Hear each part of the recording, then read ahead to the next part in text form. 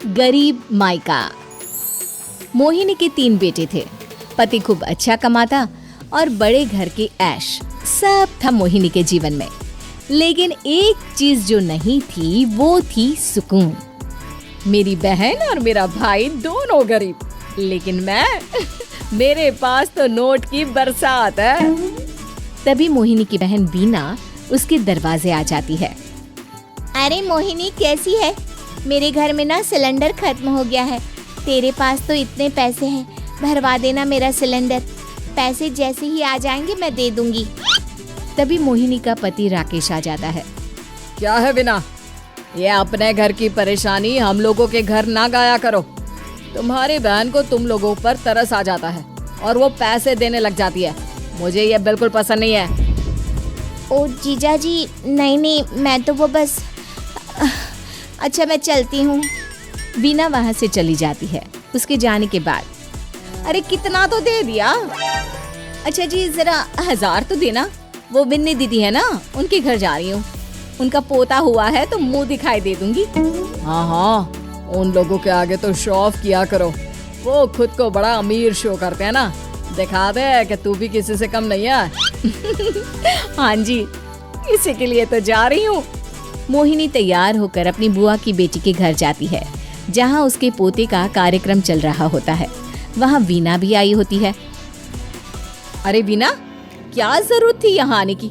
तेरे घर पर गैस नहीं है तो वो भरा लेती। क्या करूँ मोहिनी, बुआ को बुरा लग जाता नहीं जाती तो। वैसे मेरे पास एक जोड़ा बच्चे का कपड़ा रखा था, वही अपनी चांदी के पायल के साथ देने जा। सोचा परिवार यहीं खाना खा लेगा, बाकी सुबह का सुबह देखा जाएगा। मोहिनी को बहन पर दया आ जाती है। वो पर्स से 1000 रुपए निकाल कर दे देती है।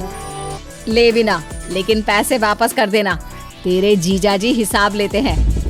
मोहिनी भी क्या करती, गरीबी में बहन का सहारा ही उसके जीवन जीने का आधार था। फिर एक रोज, सुनिए, भाई के घर बेटी हुई है, मुझे माँ के पास जाना होगा। अरे उस घर में ना कूलर है ना एसी, कैसे रहोगी तुम?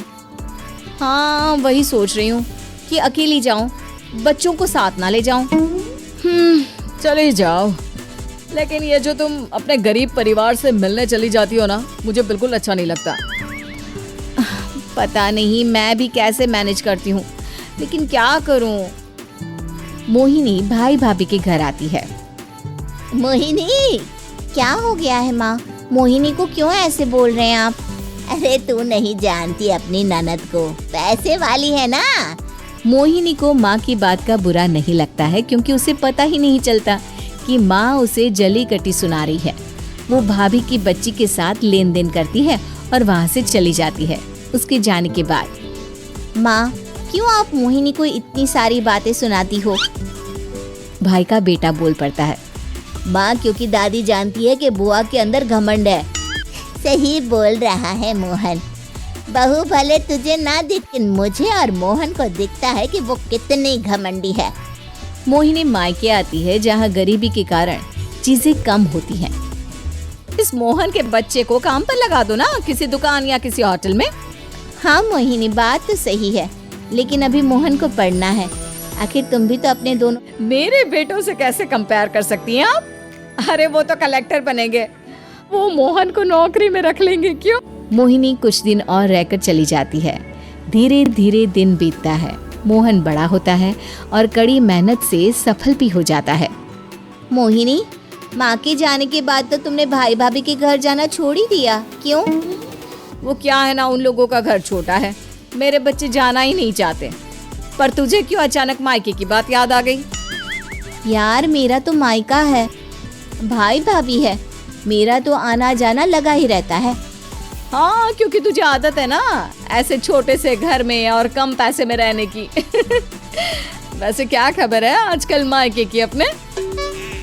अब वो घर छोटा और कम पैसे का नहीं रहा, क्योंकि मोहन तो बहुत बड़ा आदमी बन गया है। फिर क्या? मोहिनी भाभी को फोन करती है। मोहन किसी बड़ी कंपनी का मैनेजर हो गया है क्या भाभी? क्या ये सच है? हाँ मोहिनी दीदी, अब तो हम लोगों के गरीबी के दिन कट गए। आपके भाई ने कोई अच्छे कर्म किए होंगे जो हम लोगों का बेटा इतना अच्छा कमा रहा है। देख लो भाभी, पहले भी आपने कई गलतियां की थी, आप थोड़ा संभल कर चलना। भाभी को मोहिनी की बात समझ में नहीं आती कि वो क्या कहना चाहती है।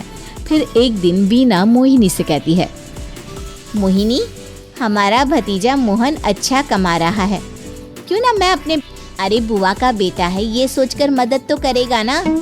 हाँ हाँ क्यों नहीं करेगा, उसके बुरे दिन में तो हम भी खड़े थे। मोहन को वीना फोन करती है और अपने बेटे की मदद करने की बात करती है। हाँ हाँ बुआ क्यों नहीं, आप सिद्धार्थ को भेज दें, मैं अपनी ही कंपनी में उसकी नौकरी करवा देता हूँ। दिन बीतते हैं, अब वीना के हालात भी अच्छे हो जाते हैं। क्या बात है वीना, तूने भी कार ले ली, वो भी इतनी अच्छी। हाँ मोहिनी, अपने भतीजे के कारण तो हम लोगों की दिन अच्छी हो गए। उसने सिद्धार्थ की नौकरी लगवा दी है, वो भी शानदार। ठीक है, लेकिन पैसे ख्याल से खर्च करना। वो क्या है ना, पैसे आने आसान है लेकिन संभालने मुश्किल। मोहिनी घर पर अपने पति से बात करती है। देखो ना, सबके पास पैसे हैं। एक वक्त था जब मैं ही अमीर हुआ करती थी। लगता है कि ज्यादा दिन नहीं रह पाओगी। मेरी नौकरी को कुछ साल ही बचे हैं और तुम्हारे दोनों लड़के निकम्मे हैं। उन लोगों को बोलो ना कि नौकरी करे। तभी वहाँ मोहिनी के बेटे भी आ जाते हैं। अरे हमें क्या मोहन समझा है जो दिन रात गधे की तरह काम करते रहे। खैर, दिन फिरते हैं और मोहिनी के पति की नौकरी भी खत्म हो जाती है। मोहिनी क्या करे, थोड़े से पैसे में गुजारा नहीं हो रहा है। तो क्या करे, मेरी समझ में कुछ नहीं आ रहा। मोहन को बोलो ना कि वो इन दोनों के लिए नौकरी देखे, जैसे सिद्धार्थ के लिए। मोहिनी क्या कहती, उसे अपने वो दिन याद आ जाते हैं जब उसने भाभी से मोहन को नौकर बनने की सलाह दी थी। क्या हो गया, क्या सोच रही हो मोहिनी? यही कि वक्त कभी भी किसी का भी पलट सकता है। ऊपर वाले से डर कर रहना चाहिए।